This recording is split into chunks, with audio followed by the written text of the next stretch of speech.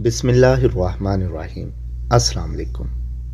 मेरा ताल्लुक़ ज़िला टोबा टेक सिंह से है। मेरी माँ की उम्र 13 बरस थी जब मेरी नानों का इंतकाल हुआ। मेरी नानों की वफ़ात के बाद मेरे नाना ने मेरी माँ की परवरिश का बेड़ा उठाया, मगर उन्हें जल्दी यकीन हो गया कि वो या तो मेरी माँ को कमा कर खिला सकते हैं या फिर उनके मुहाफ़िज़ बनकर घर बैठ सकते हैं।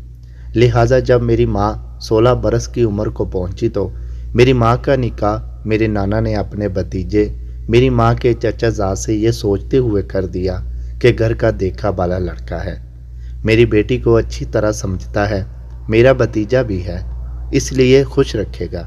मगर ये बात मेरे नाना की खामो ख्याल ही साबित हुई। मेरे नाना मेरी माँ की शादी के बाद 1.5 बरस जिंदा रहे। इन 1.5 बरसों में मेरी माँ 3 बार रूठ कर अपने बाप की दहलीज पर आई।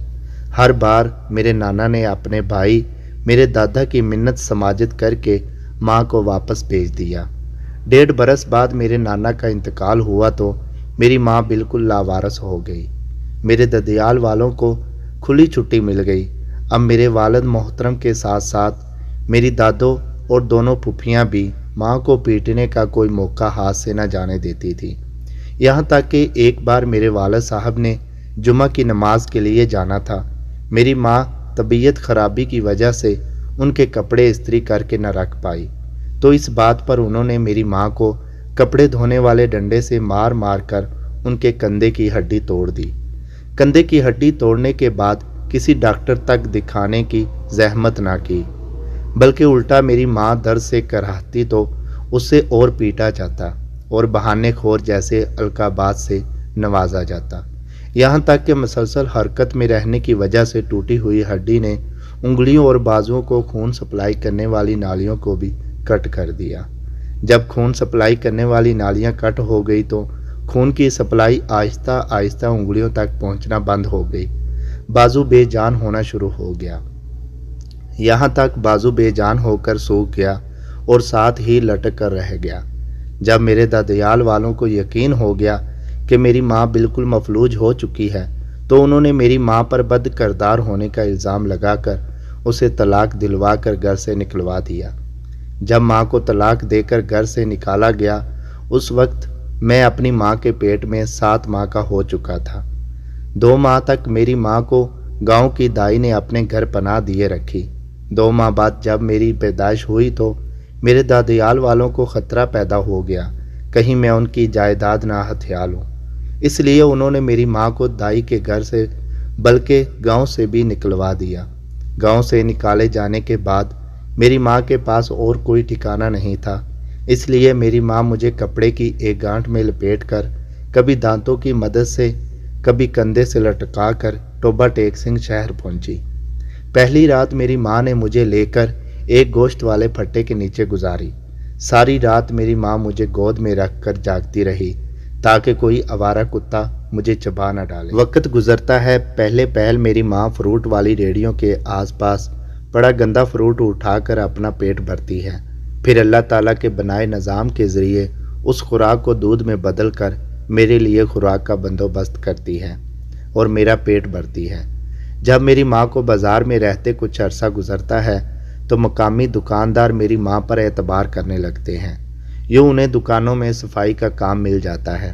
दुकानों में मुझे उठाकर अपने पीछे झोली नमा कपड़े में डालकर अपने पीछे लटकाने के बाद सिर्फ एक हाथ से सफाई करना बहुत मुश्किल हो जाता, इसलिए माँ कुछ पैसे जमा करके बुरश, पालिश और हथौड़ी, कील, धागा और सुई खरीदने के बाद जूते सिलाई करने का काम शुरू कर देती है। मेरी माँ मुझे गोद में लटका कर एक हाथ और मुंह की मदद से जूते सिलाई करती है। कुछ खुदा तरस लोग मेरी माँ को उजरत से ज़्यादा पैसे दे जाते हैं, जबकि कुछ ओबाश नौजवान जानबूझकर सीवरेज की नाली में जूता गंदा करके मेरी माँ को पॉलिश करने के लिए देते हैं। जब उस जूते को मुंह और कपड़े की मदद से मेरी माँ साफ़ करती है तो मेरी माँ की बेबसी पर हंसते हैं। खैर, वक्त गुजरता रहा।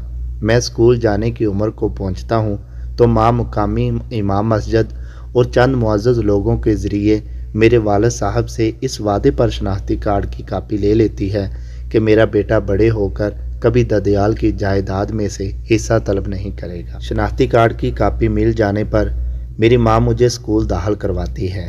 मेरे उस्ताद मोहतरम सैयद ज़फ़र साहब को जब मेरे हालात का पता चला तो मुझे और माँ को बाज़ार से उठाकर अपने घर लाते हैं। हमें एक अलग कमरा देते हैं और हमारा सारा खर्च बर्दाश्त करते हैं। बदले में मेरी माँ सैयद ज़फ़र शाह के इनकार के बावजूद उनके घर के काम काज का ज़िम्मा उठा लेती है। मैं पढ़ता रहता हूँ, यहाँ तक कि उस्ताद मोहतरम मेरे लिए आर्मी में बतौर सेकंड लेफ्टिनेंट अप्लाई करते हैं। मैं सिलेक्ट हो जाता हूँ और मेरा शुमार टॉप 10 के गाइड टेस्ट में होता है। मैं कोर्स मुकम्मल करता हूँ और मेरी शादी उस्ताद मोहतरम की बेटी से कर दी जाती है। जब मैं बतौर कैप्टन इंटेलिजेंस के एक मिशन पर होता हूँ तो हार्ट अटैक से मेरे उस्ताद मोहतरम सर सैयद ज़फ़र इंतकाल कर जाते हैं। मैं उनके जनाजे में शामिल नहीं हो सकता और मिशन मुकम्मल करने के बाद मैं पूरा हफ्ता रोज़ाना उनकी कब्र पर बैठकर उनके जनाजे को कंधा ना दे सकने पर माजरत करता रहता हूँ। जब दिल का गम हल्का हुआ तो वापस ड्यूटी ज्वाइन करता हूँ। मैं अपने पूरे बिज में वाहिद और मुनफरिद अफीसर था जो पहले खुद जासूस बनकर दुश्मन का सुराख लगाता, फिर अपनी टीम तैयार करके दुश्मन का किला कामया करता। मैं बलूचिस्तान में एक मिशन पर था जब मुझे पता चला कि माँ को फालज का अटैक आया है। मैंने अपने सीनियर बिज मेट्स यहाँ तक कि अपनी शरीक हयात के रोकने के बावजूद फ़ौज से इस्तीफ़ा दिया, अपनी माँ की खिदमत में मसरूफ़ हो गया। मुझे याद है कर्नल लतीफ़ और ब्रिगेडियर इम्तियाज़ ने मुझे कहा था, इस फैसले के बाद तुम पछताओगे।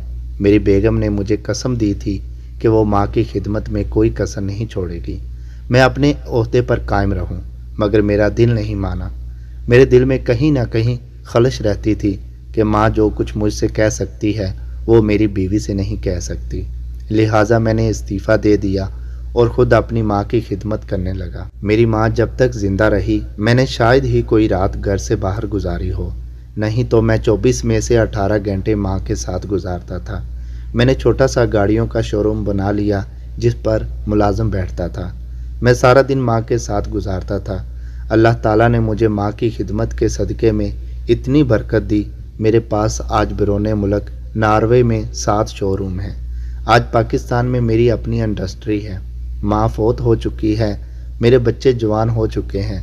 मेरी बेटी अमेरिका में ज़ेरे तालीम है। दोनों बेटों ने तालीम मुकम्मल करने के बाद नॉर्वे में बिज़नेस संभाल रखा है। मेरी औलाद मुंतज़िर रहती है कि कब उनके वालिदैन कोई हुक्म दे और वो बजा लाएं।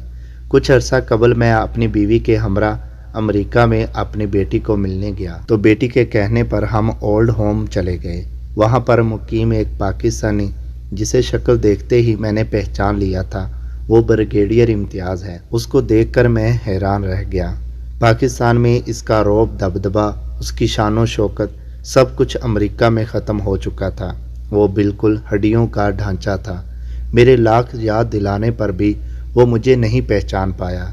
इंतज़ामिया से पूछने पर पता चला कि उसका बेटा यहाँ छोड़ गया था। उसकी मौत पर मुसलमानों के कब्रिस्तान में दफन करने की नसीहत कर गया था। ओल्ड होम से वापसी पर मैं थक कर अपनी रहाइश पर पहुंचा तो मेरी बेटी और बीवी ने मुझे दबाना और मेरा मसाज करना शुरू कर दिया था। मैं बिना किसी किस्म की नागवारी का इजहार किए पाँव की मालिश करती बेटी को देखकर सोच रहा था कि वाकई ही माँ बाप से हुस्न सलूक एक ऐसा अमल है जिसे आज आप लिखेंगे, कल आपकी औलाद आपको पढ़कर सुनाएगी। ब्रिगेडियर इम्तियाज़ की हालत ने मेरी इस सोच पर मोहर सबत कर दी थी। इस पैगाम को दूसरों तक पहुंचाइए, हो सकता है अल्लाह ताला किसी की ज़िंदगी को आपके ज़रिए बदल दे। समी वॉइस को सब्सक्राइब करना मत भूलें, लाइक करें, शेयर करें और कमेंट सेक्शन में अपनी राय का इजहार ज़रूर करें।